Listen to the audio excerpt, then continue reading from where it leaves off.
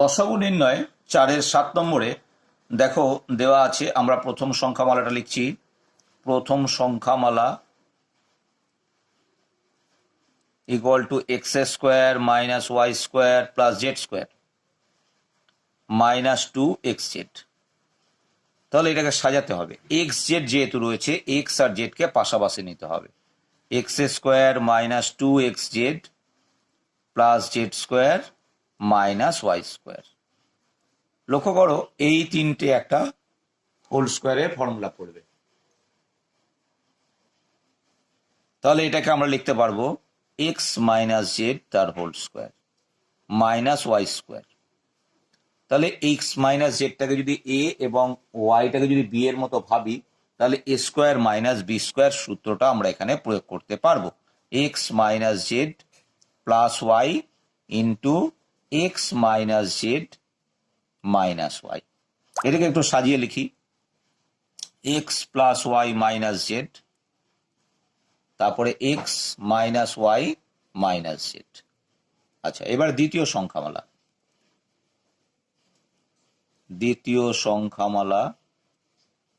দেখো দ্বিতীয় সংখ্যামালাতে কি ছিল? X square minus y square minus z square plus 2yz। তাহলে আমরা এটাকে এইভাবে করেই সাজাচ্ছি। এক্স স্কোয়ার, তারপরে মাইনাস কমন নিয়ে y square minus 2yz plus z square. তাহলে এক্স স্কোয়ার যেমন আছে থাকলো, আর এই তিনটে একটা ওয়াই মাইনাস জেড এর হোল স্কোয়ার ফর্ম করলো। তাহলে এটাকে আমরা x plus y minus z into x minus y minus minus plus z. তাহলে 2 নম্বর সংখ্যামালাটা আমরা লিখে ফেললাম উৎপাদক বিশ্লেষণ করে। এবার আমরা লিখব তৃতীয় সংখ্যামালা।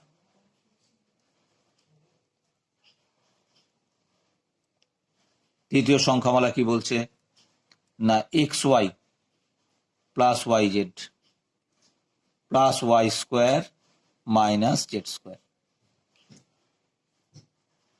তাহলে প্রথম দুটোর থেকে আমরা ওয়াইটাকে যদি কমন নিতাম,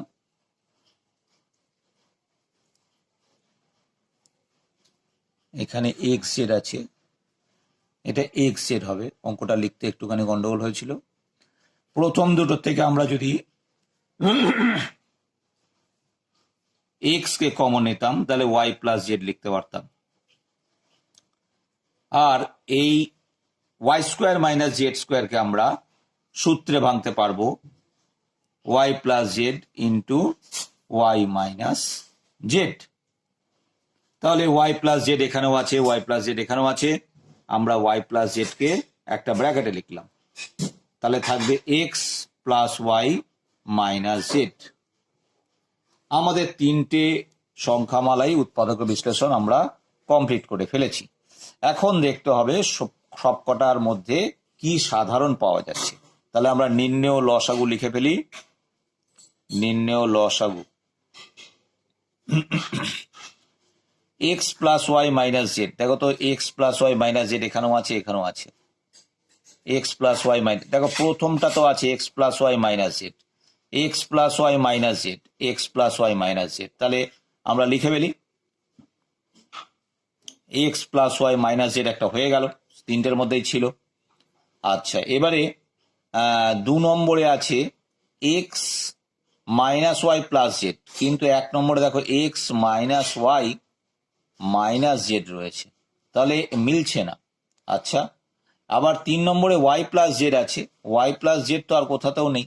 তাহলে কোনোটাই আর কোনো যখন মিলছে না কারোর সঙ্গে, তাহলে যেগুলো পড়ে রয়েছে বাকিগুলো প্রত্যেকটার মধ্যে, সেগুলো পরপর লিখে দেবো। তাহলে প্রথম সংখ্যামালায় ছিল x minus y minus z একটা, দ্বিতীয় সংখ্যামালায় ছিল x minus y plus z আর একটা, আর 3 নম্বর যে সংখ্যামালা সেটাতে ছিল ওয়াই প্লাস জেড। তাহলে আমরা ওয়াই প্লাস জেড লিখে দিলাম। লসাগুতে যেগুলো সাধারণ সেগুলো প্রথমে লিখে নিতে হবে। লিখে নেওয়ার পরে যেগুলো সাধারণ না, অর্থাৎ পড়ে থাকলো যে বাকি অংশগুলো, সেগুলো পরপর গুণ আকার লিখে যেতে হবে। তাহলে এভাবেই আমরা উৎপাদক বিশ্লেষণের সাহায্যে লসাগু নির্ণয় করতে শিখে গেলাম।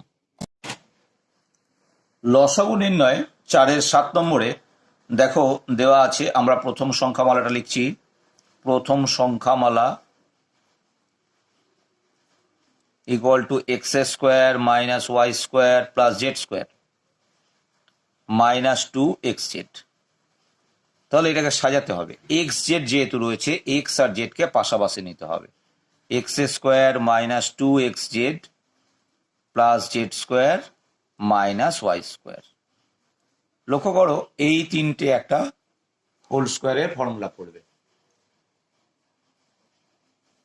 তাহলে এটাকে আমরা লিখতে পারবো এক্স মাইনাস জেড তার whole square minus y square. তাহলে এক্স মাইনাস জেডটাকে যদি এ এবং ওয়াইটাকে যদি বি এর মতো ভাবি, তাহলে A square minus B square সূত্রটা আমরা এখানে প্রয়োগ করতে পারবো। X minus z plus y into x minus z minus Y.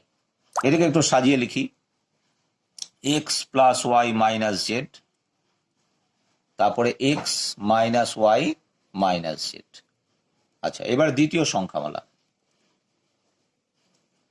দ্বিতীয় সংখ্যামালা দেখো, দ্বিতীয় সংখ্যামালাতে কি ছিল? X square minus y square minus z square plus 2yz।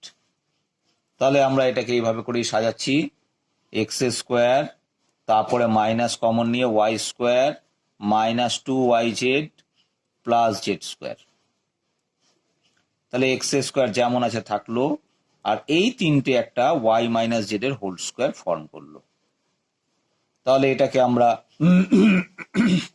X plus y minus z into x minus y minus minus plus Z.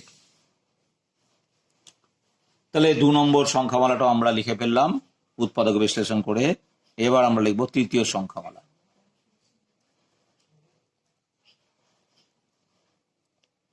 তৃতীয় সংখ্যামালা কি বলছে না, x y plus y z plus y square minus z square. তাহলে প্রথম দুটোর থেকে আমরা ওয়াইটাকে যদি কমন নিতাম,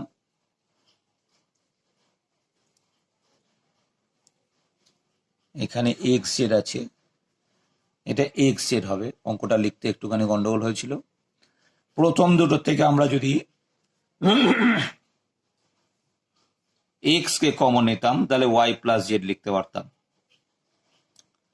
আর এই ওয়াই স্কোয়ার মাইনাস জেড স্কোয়ারকে আমরা সূত্রে ভাঙতে পারবো, y plus z into y minus z. তাহলে ওয়াই প্লাস জেড এখানেও আছে, ওয়াই প্লাস জেড এখানেও আছে। আমরা ওয়াই প্লাস জেড কে একটা ব্র্যাকেটে লিখলাম। তাহলে থাকবে x plus y minus z. আমাদের তিনটে সংখ্যামালাই উৎপাদক বিশ্লেষণ আমরা কমপ্লিট করে ফেলেছি। এখন দেখতে হবে সবকটার মধ্যে কি সাধারণ পাওয়া যাচ্ছে।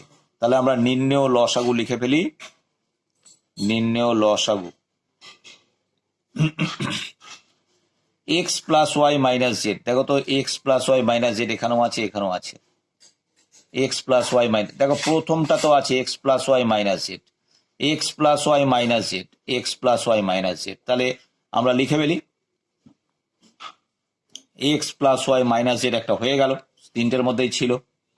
আচ্ছা, এবারে 2 নম্বরে আছে x minus y plus z, কিন্তু 1 নম্বরে দেখো x minus y minus z রয়েছে, তাহলে মিলছে না। আচ্ছা, আবার 3 নম্বরে ওয়াই প্লাস জেড আছে, ওয়াই প্লাস জেড তো আর কোথাতেও নেই। তাহলে কোনোটাই আর কোনো যখন মিলছে না কারোর সঙ্গে, তাহলে যেগুলো পড়ে রয়েছে বাকিগুলো প্রত্যেকটার মধ্যে, সেগুলো পরপর লিখে দেবো। তাহলে প্রথম সংখ্যামালায় ছিল x minus y minus z একটা, দ্বিতীয় সংখ্যামালায় ছিল x minus y plus z আর একটা, আর 3 নম্বর যে সংখ্যামালা সেটাতে ছিল ওয়াই প্লাস জেড। তাহলে আমরা ওয়াই প্লাস জেড লিখে দিলাম। লসাগুতে যেগুলো সাধারণ সেগুলো প্রথমে লিখে নিতে হবে। লিখে নেওয়ার পরে যেগুলো সাধারণ না, অর্থাৎ পড়ে থাকলো যে বাকি অংশগুলো, সেগুলো পরপর গুণ আকার লিখে যেতে হবে।